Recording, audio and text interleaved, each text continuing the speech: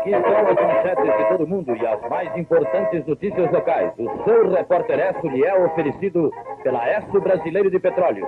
A televisão já não é mais a mesma. Ela muda junto com o avanço tecnológico. Dos anos 50 aos anos 2000, surgem muitas televisões. De qual delas estamos falando? De muitas. Da TV analógica à digital. Do Hero Domingues ao Cauê Fabiano.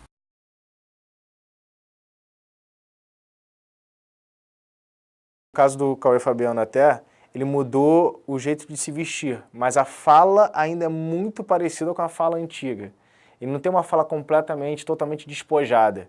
Eu acho que isso vai um pouco de encontro com o que ele quer passar. Porque eu acho que a partir do momento que você está totalmente despojado, você imagina uma linguagem mais de internet. Sem dúvida, tomar muito cuidado, porque a notícia tem que aparecer em primeiro lugar. O desafio do jornalista é contar a notícia sem interferir na história. E a roupa, sem dúvida, e o visual ajudam a contar a história também. Então, acho que o cuidado que tem que ser é não fazer com que o jornalista apareça mais do que a notícia. Esse é o cuidado essencial que todo mundo tem que estar em mente antes de fazer uma reportagem ou antes de ir para a rua gravar qualquer coisa. Eu acho o seguinte, que não interfere na credibilidade, até porque esse produto em específico, a gente está falando da internet. A internet realmente requer uma linguagem mais descontraída, mais dinâmica, mais despojada. Então, eu acho que está muito bem casado. O estranho seria se ele tivesse de blazer, como, por exemplo, pede uma cobertura de uma votação política, como a gente viu agora no Congresso. Então, realmente, a gente tem que estar dentro de um contexto. Quando a gente fala do telejornalismo, né, é claro que a apresentação ela é muito importante. Por exemplo, hoje estou com uma camiseta polo, um pouco mais esportiva, um pouco mais informal, porque a minha pauta era na rua sobre um VT, uma matéria de comportamento. Mas nela havia um sobrado número 117. Era lá que morava uma baiana chamada Hilária Batista de Almeida, mais conhecida como Tia Ciata. Você já ouviu falar na Tia Ciata? Então me sinto mais à vontade de estar na rua conversando com uma pessoa diretamente, da forma com que eu me visto normalmente. O Cauê, por exemplo, acho uma proposta muito válida. O público dele é um público de internet. A gente sabe que o público online é ainda um público muito jovem e que se identifica com a tatuagem, se identifica com a barba, se identifica com a camisa de malha. Então ele está trazendo e fidelizando esse público para a internet. O que ele faz na televisão nada mais é do que uma chamada. É convidar o público da televisão para acompanhar o trabalho que ele faz na internet. E por isso funciona muito bem. Tanto o Cauê quanto a Mário Palma, os dois foram meio que, vamos criar uma nova identidade, vamos buscar um novo público, porque acaba com a internet crescendo, a Globo vai perdendo a audiência da TV. As pessoas agora assistem a televisão na internet, pelo celular e tal. Então, os dois são interessantes, né? Formaram assim, vieram num bloco interessante por conta disso. Agora, evidentemente que no caso do telejornalismo, que é um outro propósito, há sim esse risco. E é um cuidado que tem que ser tomado todos os dias. Porque quando você aparece na televisão com uma roupa que chama mais atenção do que deveria, evidentemente as pessoas vão prestar mais atenção na roupa do que na notícia que o jornalista está dando. Então essa tem que ser uma atenção. E você vê um pouco diferente em programas de jornalismo / entretenimento. Acho que o Fantástico, por exemplo, dependendo do repórter, eu cito o Felipe Santana, que é um cara que tem uma fala um pouco mais despojada, mais informal nas reportagens e tal, não é um cara todo durão falando, não necessariamente ele está completamente despojado, mas a fala dele é mais natural, é mais informal. O Danilo Vieira, que implementa muito isso. Eu sempre penso em como eu gostaria de receber a notícia que eu vou contar. Então eu sempre penso, como é que eu acharia interessante? Como é que eu acharia a melhor forma de se contar essa história? Então eu sempre desenvolvo os meus textos pensando em como eu gostaria de ouvi-los. Então, como isso vai chegar às pessoas, aí eu não tenho controle nenhum, não tenho nenhum poder sobre isso, né? As pessoas que, sei lá, gostam e que vêm falar comigo, eu fico muito feliz. Pessoas que mandam mensagem, gostei da sua matéria. Eu fico muito feliz, assim como às vezes tem gente que não gosta, fala, acho que você quer aparecer, acho que você é prepotente, pernóstico.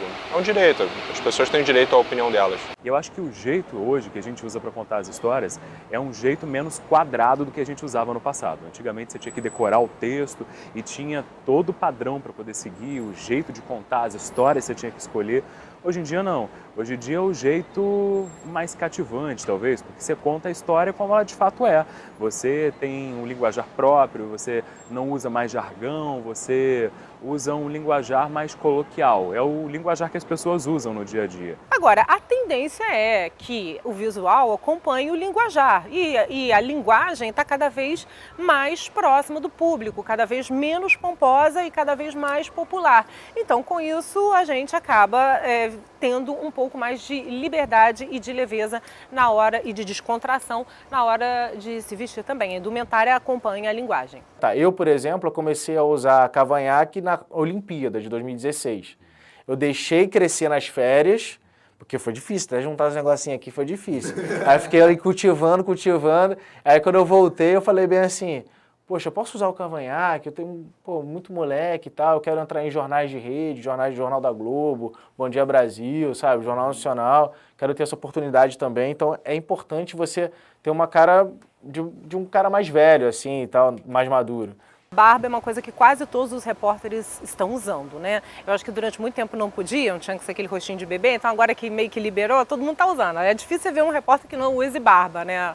Então é bacana, porque você percebe que não é a barba não feita que vai fazer com que aquele repórter chame mais atenção do que a notícia, porque a grande preocupação sempre foi essa. O que tem que chamar a atenção é a notícia e não o repórter, não quem está dando a notícia. Se você for olhar, por exemplo, os telejornais da década de 90 até, sei lá, a primeira metade da década de 2000, talvez até ultrapassando um pouquinho mais, você vê que o jornalista, mesmo dentro da Editoria Rio, que a gente está falando das notícias da cidade, muitas vezes em dias muito quentes, em cenários nada formais, o cara tava lá de terno, gravata. Se eu tô cheio de tatuagem, tô com um piercing, não sei o quê, e a notícia é, cara, olha o que aconteceu de curioso na internet, olha o que aconteceu, olha a tatuagem que o cara fez, olha, sei lá, qualquer coisa muito bizarra, que tem um mundo muito bizarro dentro da internet,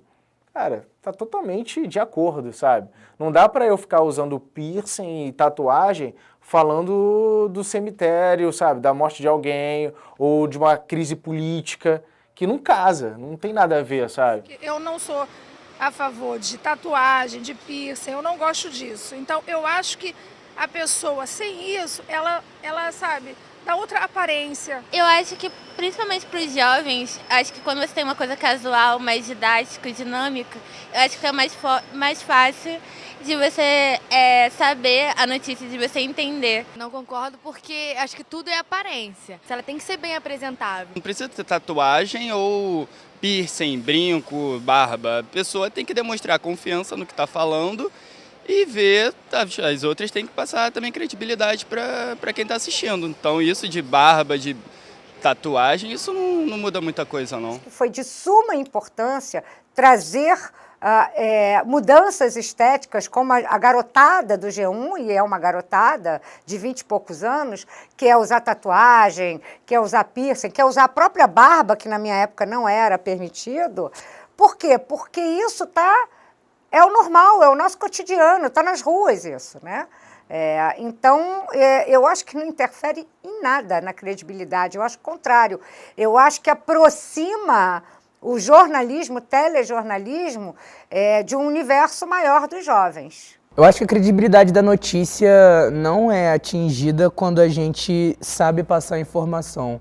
Eu acho que o fato da gente ter confiança no que a gente está falando, por si só, já acaba falando muito da credibilidade da notícia. É claro que a gente tem que enfrentar um conservadorismo muito grande, principalmente, a roupa nem tanto, mas principalmente por causa dos piercings e das tatuagens, porque infelizmente isso ainda é associado à rebeldia. Então, uma pessoa mais conservadora não vai achar o rebelde confiante, não vai ter confiança no rebelde.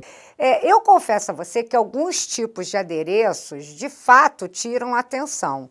Então, eu lembro uma vez, no Fantástico, e eu vou te dar um exemplo, quando o brinco da Glória Maria caiu, né, ela estava apresentando o Fantástico e o brinco caiu, porque ela é grandão pesado. Do esporte e os lances mais divertidos do domingo no futebol. No dia seguinte, foi o comentário nas redes sociais e na internet que o brinco dela caiu. O que ela falava?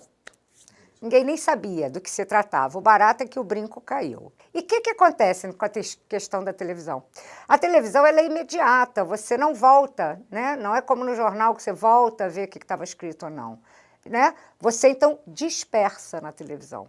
Né? Então, assim, acho, sim, que alguns tipos de adereços, mas não caberia aí barba, que é comum, né? Mas, digamos, algumas bijuterias surreais. A mudança deve acontecer, vai acontecer, só que não pode ser brusca, senão vai causar um estranhamento. Hoje a gente ainda tem um público que inclusive é muito grande, que não está acostumado a ver esse tipo de roupa nos jornalistas, a ver tatuagem, a ver piercing, a ver uma barba. Então esse público vai estranhar e eu vou perder a credibilidade com ele.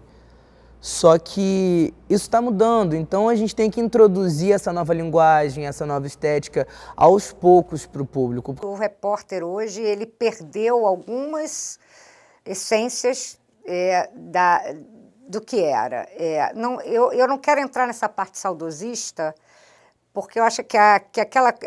Muito jornalista fala porque naquela época não volta mais, a gente tem que ser realista, né? A minha época de repórter não volta mais. Por outro lado, o repórter hoje, principalmente de televisão, ele passou a ser só aquele declarador da notícia. Denise, o que é declarador, né?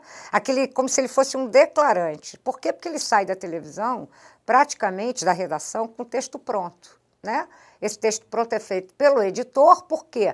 Porque ele vai de acordo com a linha editorial e o enfoque que aquela matéria tem que ser dada. O jornalismo surgiu como o quarto poder, paralelo a qualquer governo, e hoje o jornalista tem uma responsabilidade social imensa, porque o tio que está lá no Facebook compartilhando aquela informação não vai apurar. Então ele vai compartilhar, ele vai disseminar aquela informação, então a gente que estuda para isso, que trabalha apurando, que a nossa profissão é justamente contar verdades. Ou melhor, interpretar a verdade. Por mais que algumas vezes, infelizmente, isso não aconteça, o nosso papel é informar de acordo com a verdade. Me incomoda muito um pouquinho essa questão dessa expressão jornalismo investigativo. Ué, como jornalismo... Tudo era investigativo. Né? Eu não lembro de nunca não ter investigado alguma coisa. Então, parece, quando você traz essa expressão, jornalismo investigativo, parece que são matérias que você precisa de mais, eu até entendo, né? Mais tempo, uma maior apuração, né? Um cuidado melhor, né? Tudo isso, busca de fontes, eu até entendo que venha a ser jornalismo, mas a expressão me incomoda, entendeu? Porque na minha época não existia a menor possibilidade e hoje é isso que eu acho que falta, né? Eu acho que hoje, com a rapidez que os meios de comunicação têm em colocar notícia, em trazer notícia, fake news e tudo, a gente perdeu ou deixamos de aprimorar o fundamento principal de um bom jornalismo. Denise, qual? Apuração. Repórter hoje não sabe apurar. Quando a gente está na televisão, você pode fazer o melhor trabalho jornalístico que for, você vai receber muita crítica.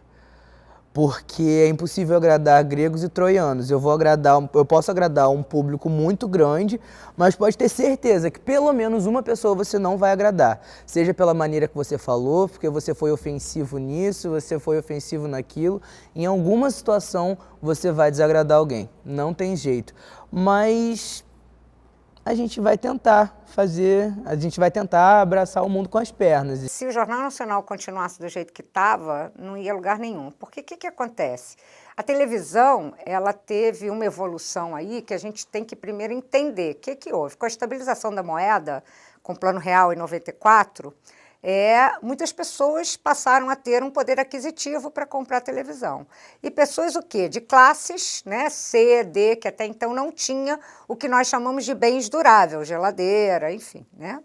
E aí o que acontece? A televisão, desde então, muda. Claro que ela muda. Por quê? Principalmente depois, ela muda de novo, no ano 2000, com a chegada dos canais fechados. Então, não tem como você analisar o mercado de televisão sem entender as nossas classes sociais e econômicas e culturais. Eu acabo vendo que muita gente acha isso forçado, que eles não está acontecendo espontaneamente, que eles tiveram uma reunião para decidir que teria essa levantada da bancada. Mas eu acho que toda tentativa é válida, porque eu acho que, assim como qualquer coisa na vida, a monotonia pode quebrar qualquer interesse. Então, assim, se foram 30 anos de Jornal Nacional, foram 30 anos de duas pessoas sentadas na bancada, olhando para a câmera, passando informação, uma hora isso vai cansar. Uma hora o público não vai querer mais ver isso. Não, por que não levantar, fazer uma graça, uma piadinha aqui, uma brincadeira ali? Qual o problema de transformar o jornalismo em algo mais informal? Eu não vejo nenhum. Eu acho, inclusive, que é uma tendência que vai crescer. Então, todo esse movimento mudou com a televisão. E aí, o que acontece? A TV Globo começou a perceber que ela estava perdendo terreno ao tentar manter ainda aqueles enunciados meio elitizados. Então, antes do Jornal Nacional, o que eles fizeram? Eles trouxeram o RJ Móvel, né? O RJ hoje ele é totalmente voltado para comunidades. Vide a Naspolini, né? Que faz todo esse trabalho para atrair uma audiência diferenciada. Por outro lado, o Jornal Nacional, o que ele é? Ele é o puxador de novela, né? Ele hoje é aquela programação que puxa a novela das 9. Né? E até então, o jornal de maior audiência. Mas por que é o jornal de maior audiência? Porque ele é o melhor? Não, porque é o horário onde tem uma maior concentração de pessoas dentro de casa. Porque o jornalismo hoje, a gente tem que lembrar que deve ser a metáfora do homem mordendo o cachorro, o surpreendente, o inesperado. Então, se o jornalista consegue cumprir com essa função de transmitir essa metáfora, né, que a gente usa desde o início do jornalismo, eu acho que a roupa, tatuagem, nada mais vai deixar a informação em segundo plano. O que eu trago da minha época foram as melhores coisas. Era um momento em que a gente podia falar o que quisesse. Era um momento... Então, a gente tem cases espetaculares nesse sentido, na eleição de governador, onde o diretor de jornalismo da Globo, então Armando Nogueira, foi à televisão para, de fato, confirmar e aceitar a eleição do então governador Leonel Brizola, no caso Proconsulte, né, que até então estava desviando a eleição para Moreira Franco. Isso é um exemplo de bom jornalismo. Até então o JB, quem descobriu isso através até do professor Pericota, né, que conta essa história lindamente, tinha uma empresa que dava conta de que Moreira Franco era o voto em urna, né, ainda manual, ia ser eleito, né, quando houve uma apuração da equipe da rádio, depois do Jornal do Brasil, que descobriu que não, ali era uma fraude. E que, de fato, eleito o Leonel Brizola. A câmera não vai te engolir. A câmera está ali para te assistir. Então, mostra o teu talento. Jornalismo está no sangue, está na alma, sabe? Ou a gente gosta ou não gosta. Você tem que mostrar seu talento para a câmera e não ficar envergonhado que nem... vai ser um número hipotético, mas 90% das pessoas ficam envergonhadas na frente de uma câmera. Não tenha vergonha. Pega o seu microfone, coloca a sua lapela e vai falar, vai informar, vai transmitir uma mensagem. O que eu falo para essa geração, aí sim é um conselho. Invista, né? O mercado está difícil. Hoje, só um diploma e saber falar inglês não são suficientes, né? Vão buscar cursos. Aproveitem as aulas, eu fico estupefata com a quantidade de aluno que entra em sala de aula, não está nem aí, está no celular, não quer aprender, sabe? E aí você se pergunta, onde essa pessoa quer chegar? O legal do jornalista é que eu me aprofundo em tudo sem me aprofundar em nada. Então, acho que isso é incrível. O jornalista, eu falo de tudo sem ter conhecimento teórico de nada. Porque eu sei escolher a minha fonte. Então ele vai falar por mim, eu vou falar por ele, a gente vai se completar. O jornalismo é uma coisa incrível. Então você vai falar sobre tudo, sendo especialista em uma coisa. Falar. Será que eu vou ter que deixar meu sonho de jornalismo pro lado para virar prefeita, para vir olhar essas ruas de Ribeirão Preto? Até quando isso vai ficar aqui? Esta é a Mirella Arcângelo com o Jornal da Tarde. Deu pro gasto?